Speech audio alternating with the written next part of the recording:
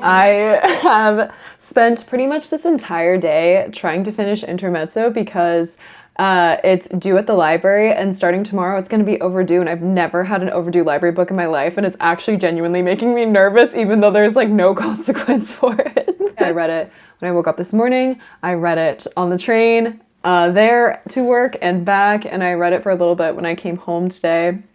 But one of the tasks that I needed to do that was not Sally Rooney or reading related was recording a little demo of my newest song that I wrote for my producer friend. I'm really, really excited about it. It's probably going to be one of the singles maybe that I release for a very special secret music project that I'm working on that you guys will see one day, though far in the future from now, but it will come, and I'm really stoked about it. And I wanted to do a slightly more proper recording, so I plugged in my like audio interface down here and just recorded it on GarageBand. I literally know like nothing about music production, so it frankly sounds like shit, but there's a lot of clarity with what's going on with the guitar and the vocals, which is what matters. I really need to study French, though I might put that off until the morning. I started French classes again. I was taking them in like 2023 and 2024, like very introductory, just a few classes. Then simply all of 2025, I did not study, and I was like, I've gotta, basically, well, really what I was gonna say was like, oh, I've gotta, you know, kickstart my hobbies, but the truth is I just paused Hinge and I like need things to do now. And so, yeah, we have homework. We need to look over like the upcoming chapter that we're gonna go over tomorrow. And these are things that I have kind of touched on, but not in a meaningful way where I'm prepared for class.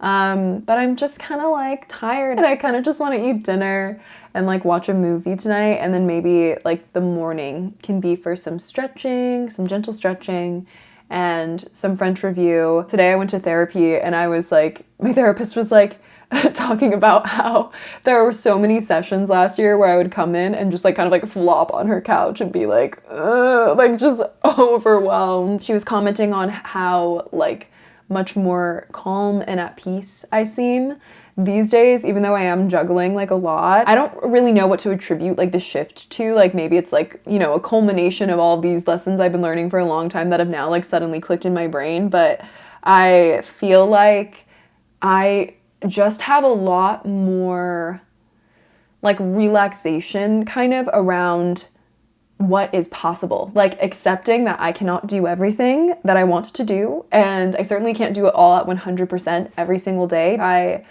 used to get so angry with myself, like, and see it as like something really flawed in me that I couldn't like somehow make the time for everything that was important to me and like go really, really hard with it.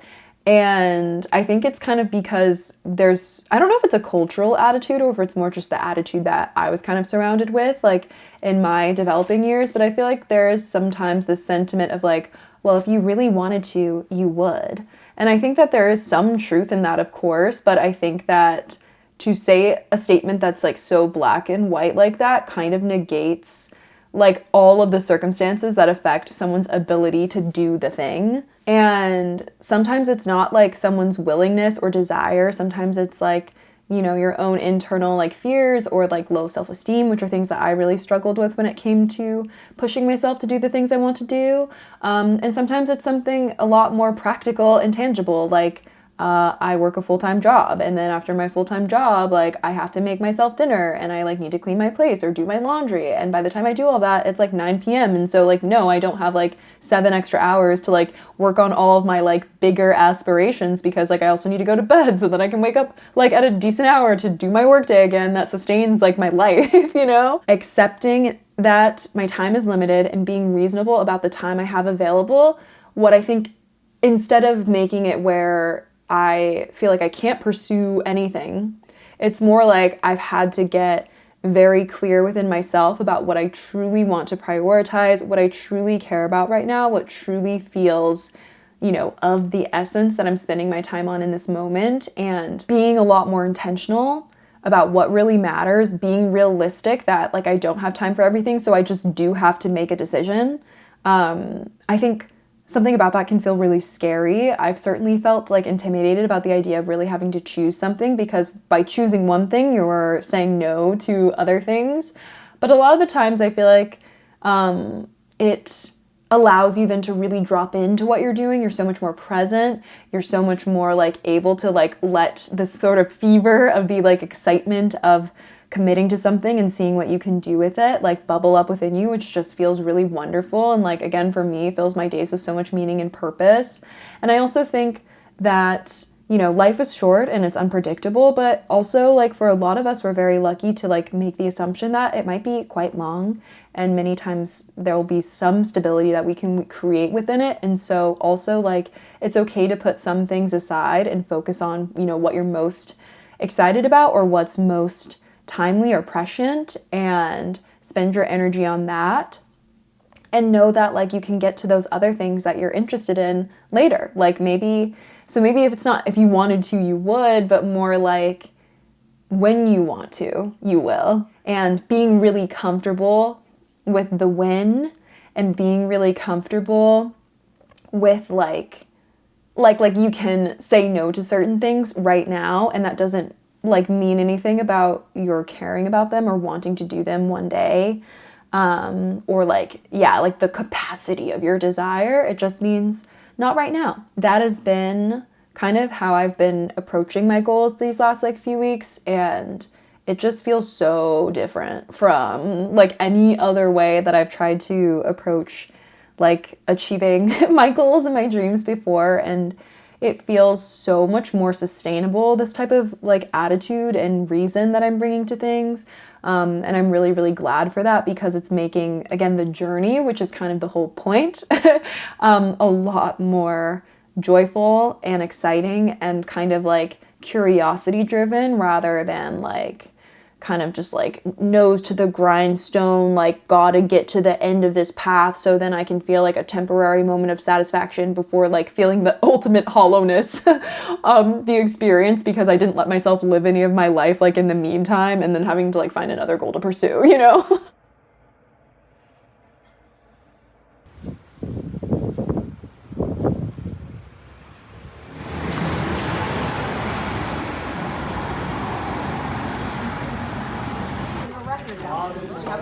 Thank you for coming for a special screening of the room. I will buy you a rose, red rose. Then we'll be walking in Times Square and have fun and kissing and this and that and have fun.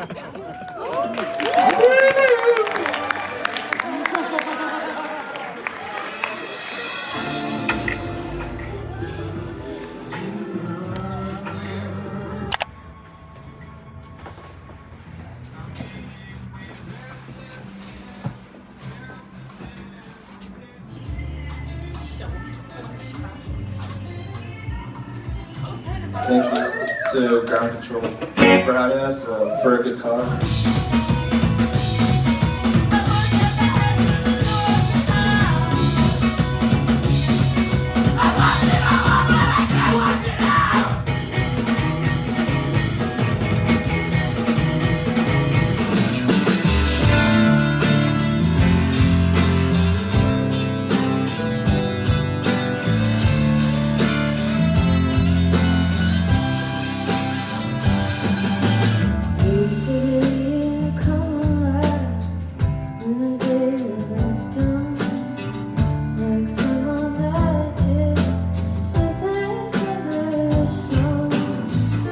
Watching you, watching me, watching everybody watching us while we touch. Is this the sort of thing that gets you off, gets you off, gets you off?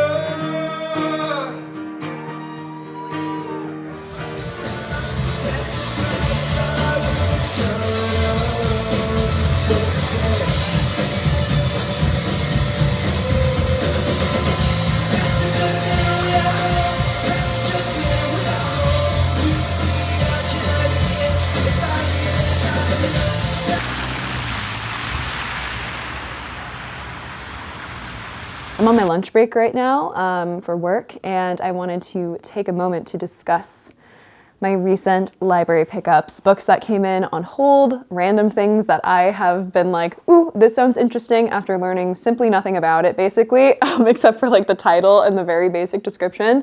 And now they're here, and now they're mine to read in the next 3 weeks. Let's see if we can do it. The first book that I have is Interaction Ritual, which is another book from Irving Goffman, who wrote The Presentation of Self in Everyday Life, which I talked about in my book video, like reading vlog that I posted like a few videos ago. This book is a collection of essays from Goffman, like further going into how we kind of maintain impressions, like, and shape impressions, like when we interact with one another. There's also a big emphasis in these essays on like our interpretation of other people's like feelings towards us or thoughts about us, opinions based off of like their expressions or kind of subtle things in their body language and the ways that we respond to that stimuli.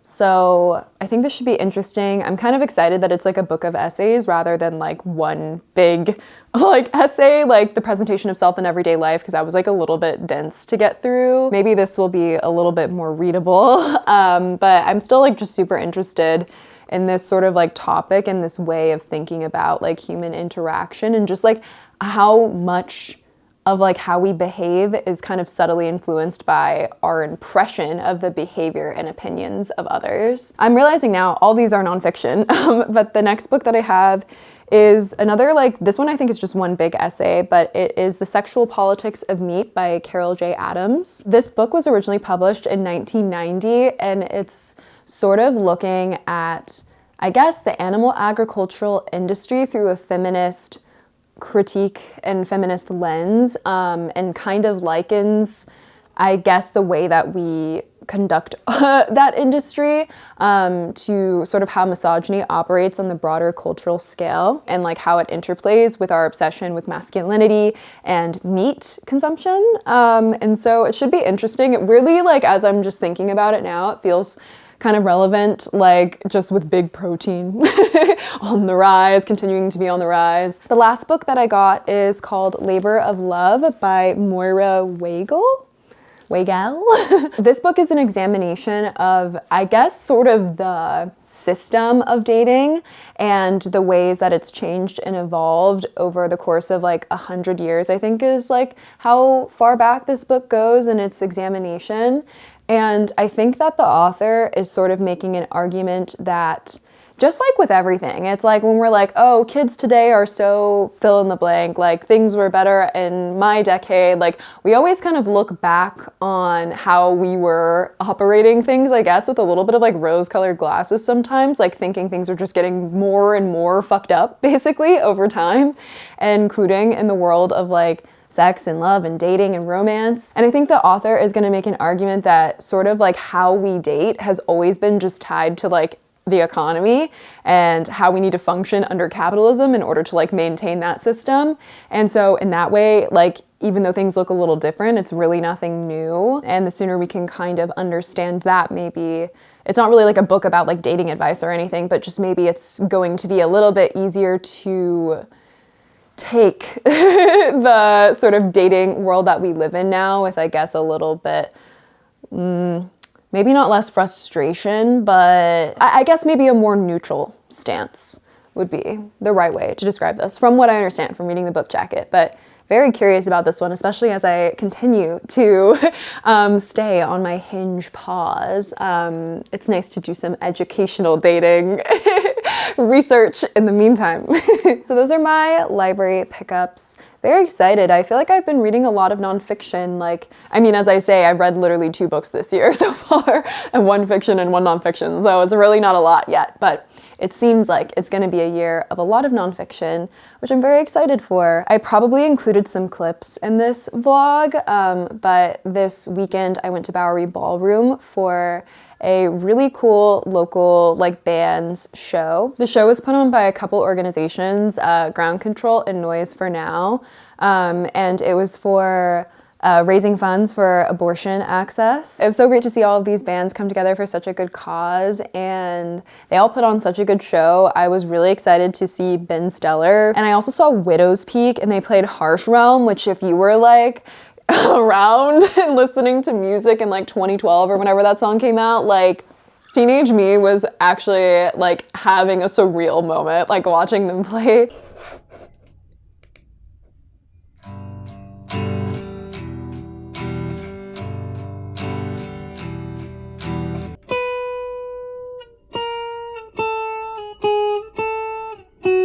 Hold on, let me just listen to it.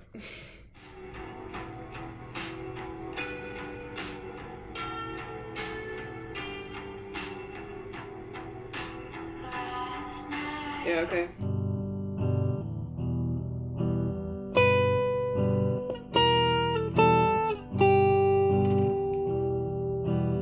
Years ago, when the bodies grew,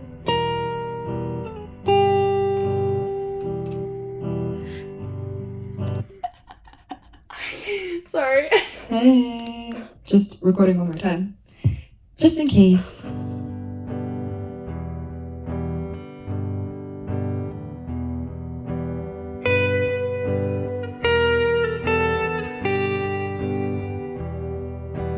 Last night I thought of you.